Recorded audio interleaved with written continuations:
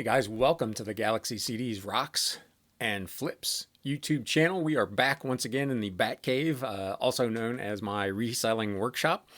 Quick shout out to my man Billy, who astutely observed that the art on the wall in my previous videos behind me here was a Superman logo because the Batman logo was over my desk. So I swapped that out for you, Billy. So hopefully you can sleep at night. And now it actually looks like the Bat Cave. So for those of you who are new to the channel, I'm a full-time reseller working out of my home here in the greater Cincinnati area.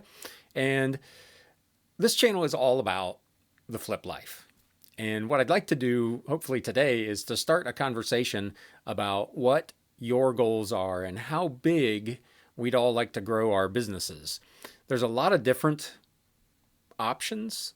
There are people who are doing it part-time, people who are doing it full-time, and people who want to scale to kind of massive heights.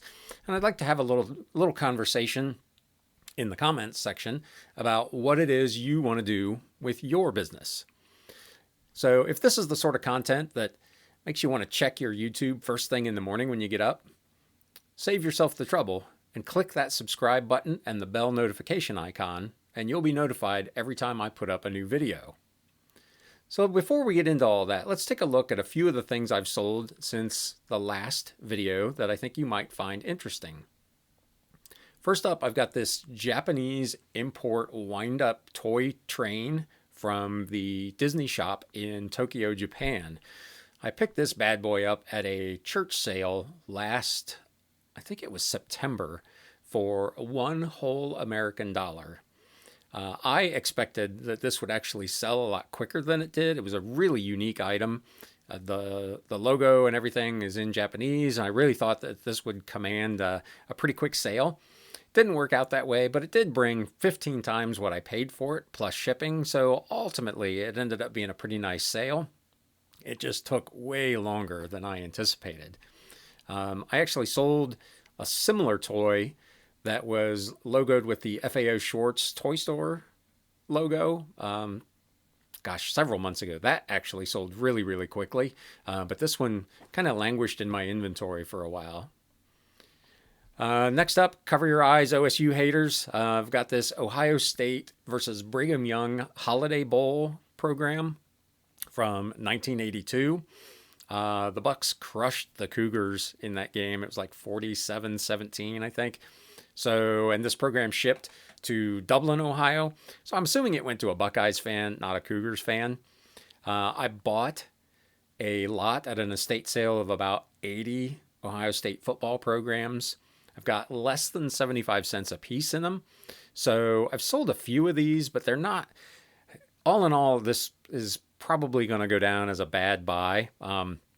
I'll make my money back, I'm sure, but this is another item that's not selling quite as quickly as I thought, given how rabid Ohio State fans are about their football.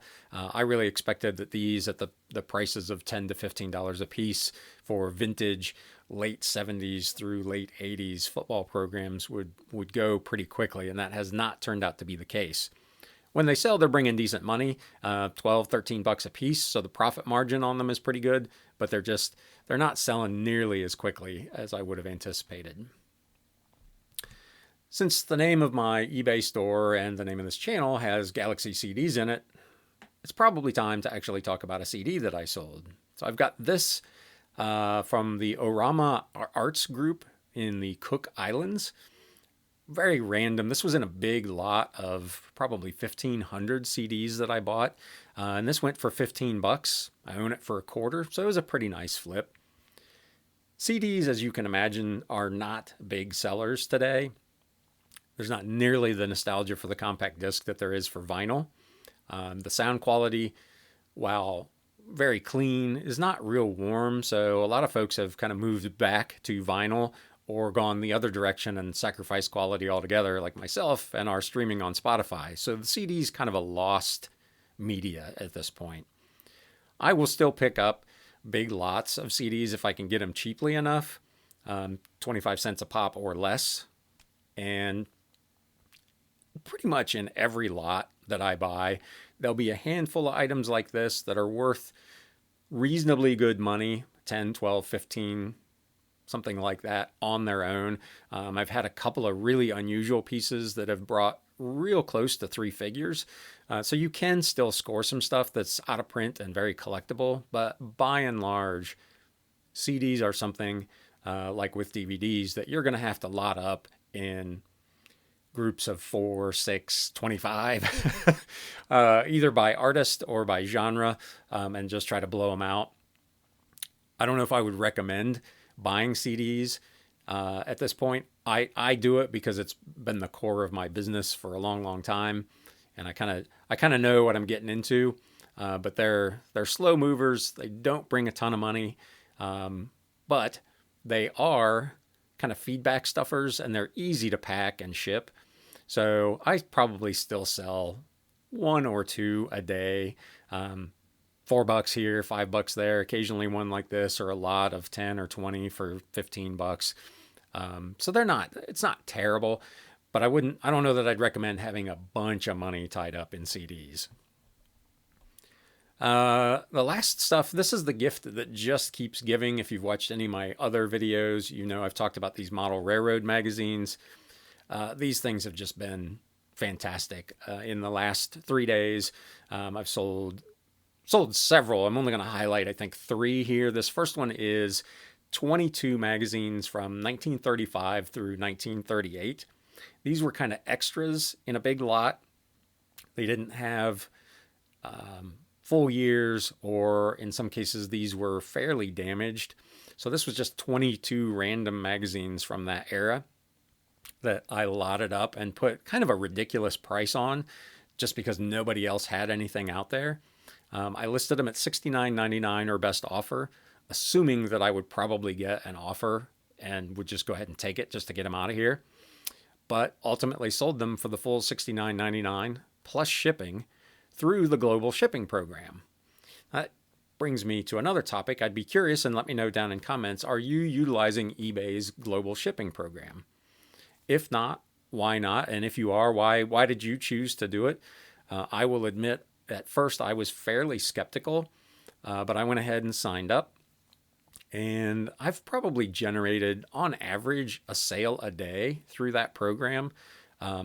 It's all you do is ship the item to eBay's Global Shipping Center, which there's one in Erlanger, Kentucky, which is literally right across the river from me. It's probably half an hour from here.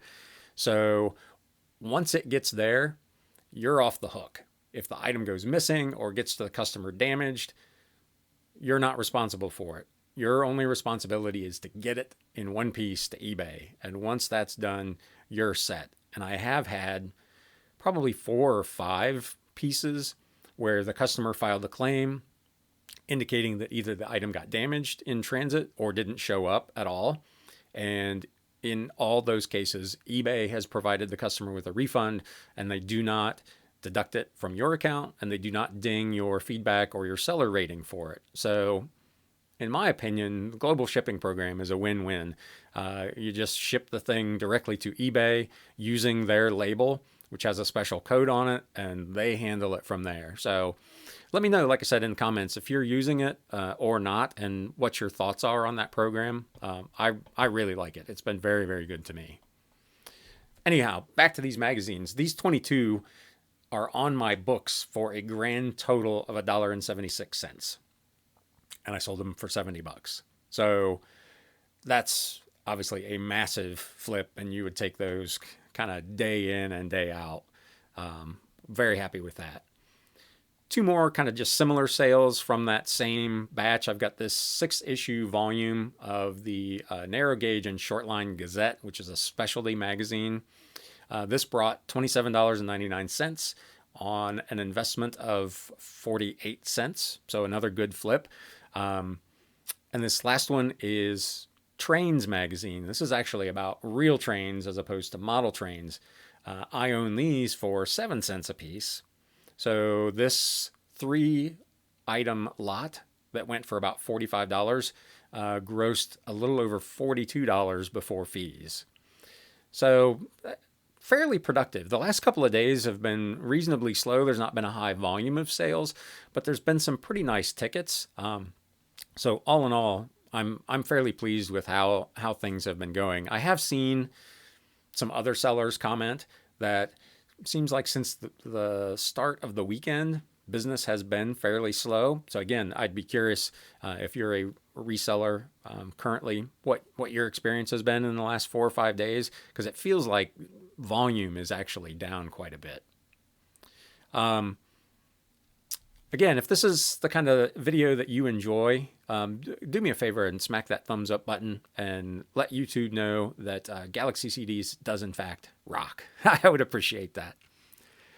So let's talk a little bit about our businesses and what our business goals are. There's a lot of different ways that people join and participate in the flip game, in reselling.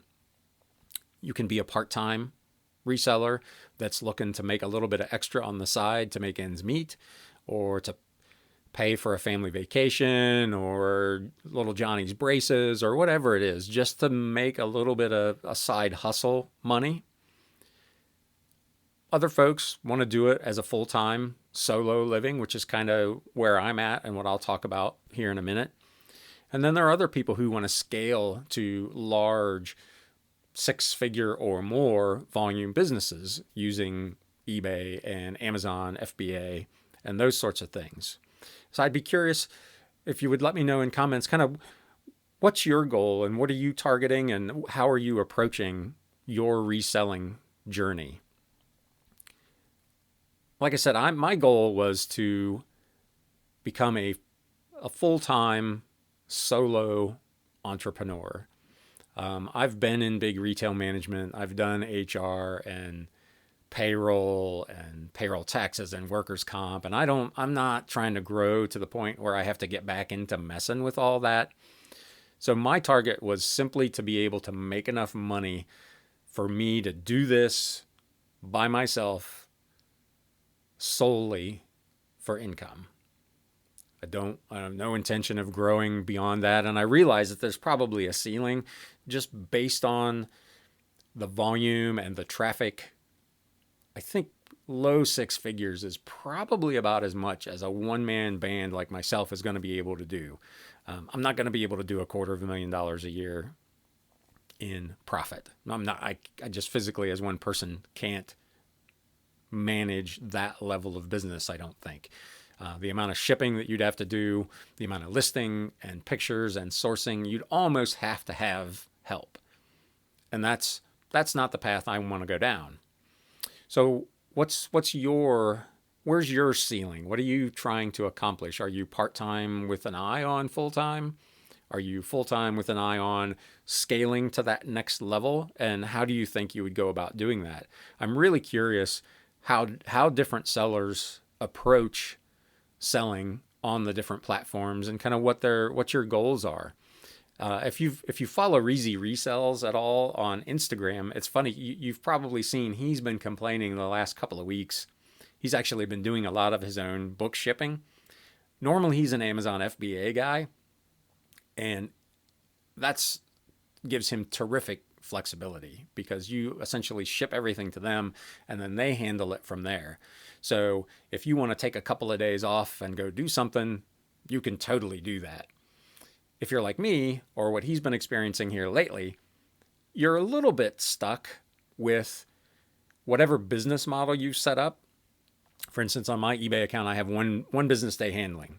So essentially Monday through Friday, I need to be here to process and ship orders. I can't just disappear for a couple of days unless for some reason I'm not getting any orders, which heaven forbid, because that means I can't afford to go anywhere anyway. So, but I do still have some flexibility that I wouldn't have if I was working for someone else. So if I decide at 1 o'clock in the afternoon that I want to go for a walk or a jog, or I want to watch a movie or a YouTube video, I can do that. Now, I will have a video coming up soon about how I kind of schedule my time so that I can help maintain some self-discipline, because it's real easy to let one walk turn into two, well, let's watch some TV, and the next thing you know, your entire day is gone and you have not been productive. So I will have a video kind of about how I structure my day and some recommendations about how you might structure yours to help you, especially if you're working from home. So again, hit the subscribe button, click that bell notification icon, and you'll get notified when I do that video. But that's those are the other things that you need to think about as you're considering doing reselling, even part-time, how you're going to manage your time relative to the goals that you want to achieve in terms of finances and freedom and flexibility. So when I initially started, like I said, my goal was to just make enough to get by and get me out of what I was doing at the time. As my business has grown and been successful, my goals have risen. My financial goals have risen. The amount of business that I want to do has risen. But I can already kind of see the ceiling from here. There is that limit to what I can do by myself working here in the Batcave. And that's my goal, is to kind of get to that ceiling and then just maintain there. I'm not like some of these guys that want to scale to hundreds of thousands of dollars. I just want to be able to kind of do my thing and still have it at a level of enjoyment where it's fun and something I enjoy doing. I actually don't mind coming down here to the Batcave and doing this job every day. There would be a point where hiring other folks and doing more business might be more financially rewarding, but it would, for me personally, it would probably be less spiritually and psychically rewarding, and that's not a trade-off I'm personally willing to make. So again, I hope you'll let me know in comments kind of where you're at and what your goals and plans are and what you think about what my goals and plans are. And if this is, again, the sort of thing that you like, please do me a favor and hit that subscribe button. Give us a thumbs up. Let YouTube know that this was a good video and that I got a new mid-pandemic haircut finally after 3 months. In the meantime, I truly appreciate you spending some time with me on this video. And with that, it's time to sell. Thanks, guys.